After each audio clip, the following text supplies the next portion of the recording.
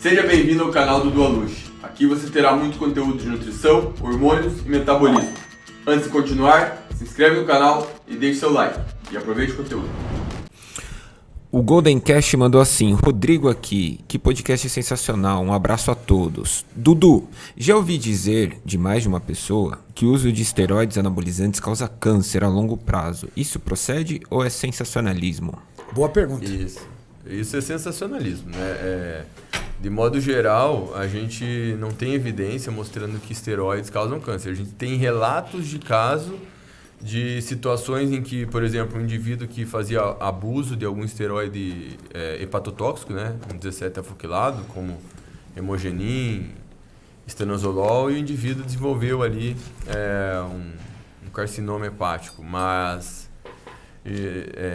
não tem nenhuma linha de evidência forte que suporte que o esteroide vai causar isso, né? Por exemplo, se for utilizado ali de uma forma sensata, enfim, né? Até porque esses esteroides aí, como o hemogenin, têm uso terapêutico, né? Então, de modo geral, é sensacionalista falar que o esteroide causa câncer. Mesmo se a pessoa tem uma predisposição já, ou por exemplo, ela tem câncer e não sabe, pode atenuar ou coisa do tipo? Aí vai ficar totalmente especulativo, mas eu falo assim, como a gente tem no mundo muitas pessoas que usam esteroide anabolizante, a gente não vê uma maior incidência de câncer, não há estudos mostrando que tem maior incidência de câncer em usuários de esteroide do que numa população normal. Isso seria muito mais claro se nós tivéssemos visto vários atletas morrendo de câncer, né? Quase a maioria dos atletas que morreram de problemas renais ou cardíacos. Doenças cardiovasculares. O grande problema dos esteroides é que eles causam prejuízo à saúde cardiovascular de várias formas. E o uso crônico de esteroide ele tende a reduzir a longevidade do atleta justamente por esses prejuízos na saúde cardiovascular, né? Que é o maior problema. Se a gente vai... tinha até um vídeo no YouTube lá que falava sobre morte dos bodybuilders, você olhava ali que 85% morriam do coração. Tipo, às vezes um ou outro que era problema hepático, outro problema. De forma especulativa, Arnold, acho que já fez 1, 2 cirurgias cardíacas. Isso pode sim ter uma relação com o seu histórico de uso de esteroide. Não muito mais do que o câncer, por exemplo. Sim, com certeza. É aquela coisa, né? Como as doenças cardiovasculares ainda são a maior causa de morte no mundo, né? Mas quando a gente olha assim, a gente tem vários estudos em animais, estudos em humanos, mostrando os prejuízos dos esteroides na saúde cardiovascular. Qual é o prejuízo que ele causa?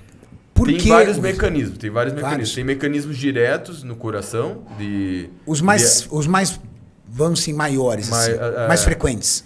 Por exemplo, afetar a capacidade de contração e relaxamento do coração, ou seja, deixa o coração mais fraco. Então, o bodybuilder ele tem uma tendência a ter um coração mais fraco, isso predispõe à insuficiência cardíaca. Outro é a aterosclerose. Os esteroides, geralmente, eles reduzem o colesterol bom, o HDL, e aumentam o LDL, o colesterol ruim. E esses seriam os dois principais. Pode também ter aumento de pressão arterial, mas eu diria que esses dois são o principal. A aterosclerose e o fato de alterar a capacidade de contração e relaxamento. Testosterona e câncer na próstata. Não necessariamente o hormônio testosterona. Não tem relação. Até um tempo atrás eles castravam as pessoas que tinham problema na próstata, não é verdade? Há uns anos atrás. O cara tinha problema na próstata, por exemplo, em outras décadas, eles faziam com que o cara parasse de produzir testosterona, entendendo que aquilo ia fazer com que acelerasse a morte dele. O que se sabe hoje é que, por exemplo, tem alguns cânceres mais malignos da próstata, inclusive acontecem em indivíduos com baixa testosterona. Então, olhando para diversos estudos epidemiológicos, estudos clínicos, enfim, a gente não tem uma relação de testosterona causar câncer. Que né? legal. E isso já dá respaldo para os outros esteroides, né? Porque, querendo ou não, todos são derivados da testosterona. GH e câncer.